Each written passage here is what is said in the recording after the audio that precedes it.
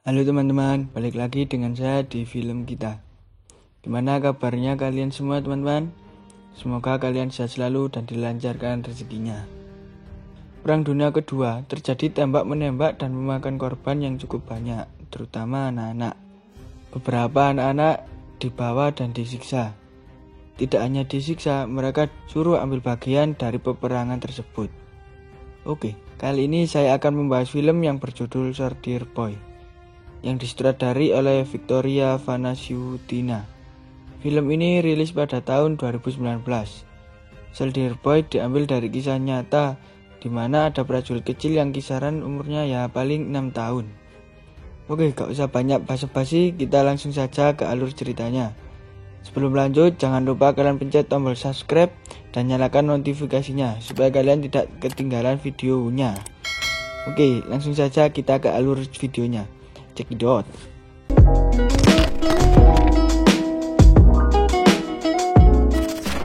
Scene dibuka dengan seorang ibu dan kedua anaknya yang sedang duduk di tepi sungai sambil melakukan aktivitas. Anak yang paling kecil bernama Sergei sedang di atas pohon. Dia memanggil ibu dan kakaknya karena dia berani naik ke atas pohon. Tidak lama kemudian pesawat tempur Jerman datang di atas kepala mereka. Sang ibu meminta kepada anak-anaknya untuk segera bersembunyi di semak-semak. Tapi Sergei yang masih kecil tidak takut. Dia malah menyerang balik pesawat tersebut dengan ketapelnya. Dan anehnya Sergei berhasil mengenainya. Akhirnya pesawat tersebut meledak. Tapi ketika Sergei melihat ke bawah, ibu dan kakaknya sudah tidak ada di sana. Lalu Sergei bangun dari mimpinya sambil memanggil-manggil ibunya. Tiba-tiba di kamar itu ada yang mengetuk pintunya. Dikira itu ibunya.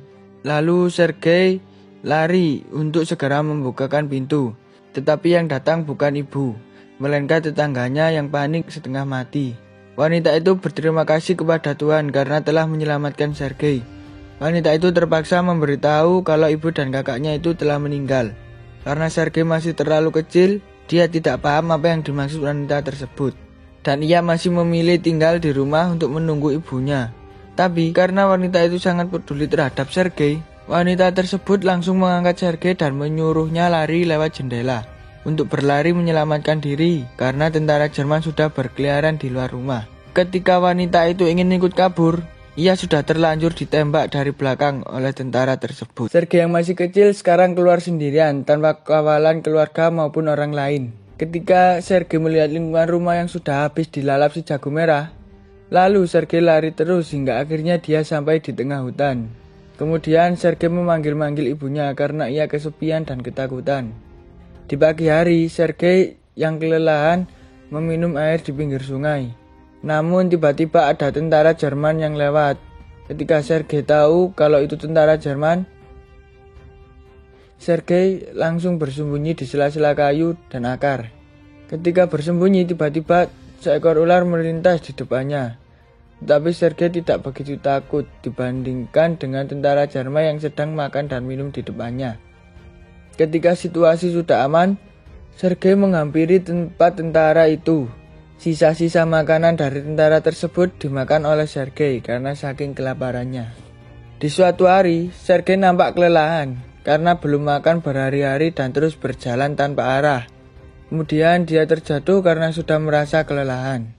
Namun Sergei tetap melanjutkan perjalanannya. Nampak ada buah hutan dan ia langsung memakannya tanpa rasa takut akan keracunan buah tersebut. Pada saat enak-enak makan, Sergei dikagetkan dengan bom di belakangnya yang membuat ia terpental. Saat terbangun, Sergei merasa pusing dan sampai-sampai ia merasa halusinasi. Dia berhalusinasi seperti ada orang yang mau mendekatinya. Dalam keadaan halusinasi, Sergei menjawab kalau dia mempunyai senjata, meskipun hanya sebatang kayu. Beberapa saat kemudian dia tidak sadarkan diri. Namun tiba-tiba ada dua orang yang menghampirinya. Di markas Rusia nampak komandan-komander Kuznetsov menunggu pasukan yang sedang patrol. Mereka akhirnya datang dan membawa anak kecil yang lemah dan banyak luka yang bukan lain adalah Sergei. Ini diakibatkan memakan buah beri yang beracun tadi, sehingga Sergei keracunan. Saat Sergei terbangun, tentara itu memberitahu kalau dia berada di bangsa yang sama, yakni Rusia. Sergei pun dengan pedenya dia mengenalkan dirinya. dan Sergei dirawat seperti anak mereka sendiri oleh para tentara-tentara itu. Seorang perawat yang bernama Katya terpesona dengan kepribadian Sergei. Ia meminta menggambarkan tank di perban lukanya karena Sergei mau jadi tentara ketika dia tumbuh dewasa nanti. Ketika tentara lainnya berbicara dengan Sergei, merasa beban di pikirannya menghilang. Saat dirawat, komandan juga sering menjenguknya. Dan akhirnya Sergei terpukau dengan seragam dan senjata yang dibawanya. Komandan meminjamkan pistolnya yang sudah dikeluarkan isi peluru untuk dibuat mainan Sergei. Saat Sergei sudah sembuh, perawat Katya meminta Sergei untuk tinggal bersama di batalion. Namun komandan menolak karena tidak akan aman dan komandan mau mengirim Sergei ke panti asuhan. Selang beberapa waktu, tentara lainnya menghabiskan waktu bersama Sergei. Ia selalu dihampiri oleh tentara yang berbeda-beda sambil membawa makanannya. Suatu hari, ada tentara yang bicara kepada komandan supaya Sergei tetap tinggal di batalion. Karena para tentara mempunyai hubungan yang baik dengan Sergei dan sampai-sampai menganggapnya sebagai anak mereka sendiri. Namun, komandan masih tidak mau dan tetap akan mengirim Sergei ke panti asuhan demi keselamatannya. Keesokan harinya, tentara Jerman menyerang batalion dan mengakibatkan banyak tentara yang terluka.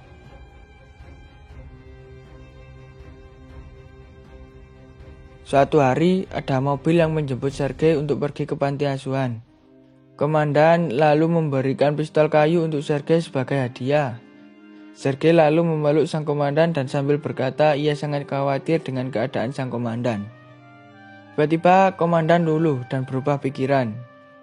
Ia memutuskan Sergei untuk tinggal di batalion dan mengangkatnya sebagai anaknya.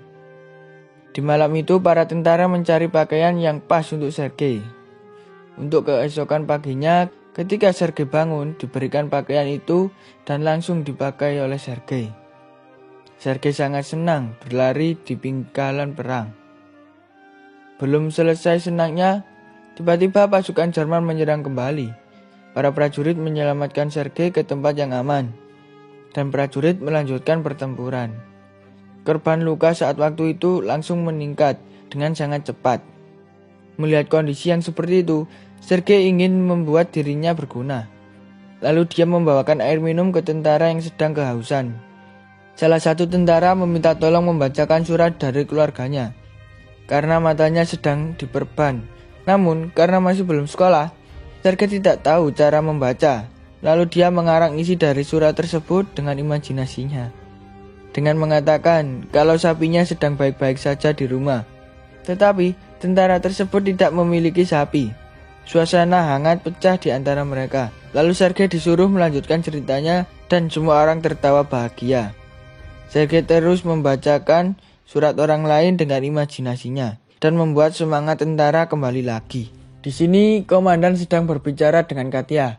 Keduanya tampak memiliki perasaan satu sama lain, namun tidak berani mengakuinya. Selanjutnya Sergei berjalan dengan komandan dan menemukan pos tentara hancur karena serangan Jerman. Komandan lalu mengajarinya melepas topi untuk menghormati tentara yang gugur. Keesokan harinya Sergei meminta misi kepada komandan dan akhirnya ia diberi tugas untuk mengirimkan surat-surat kepada tentara. Hari berikutnya Sergei pergi jauh dari pangkalannya. Dengan teropong di tangannya, ia melihat kaki orang yang bergerak-gerak di tumpukan jerami.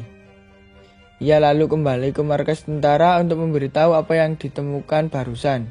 Para tentara yang tidak percaya tetap mengikutinya ke sana. Dan ternyata benar, dua mata-mata Jerman berada di tumpukan jerami.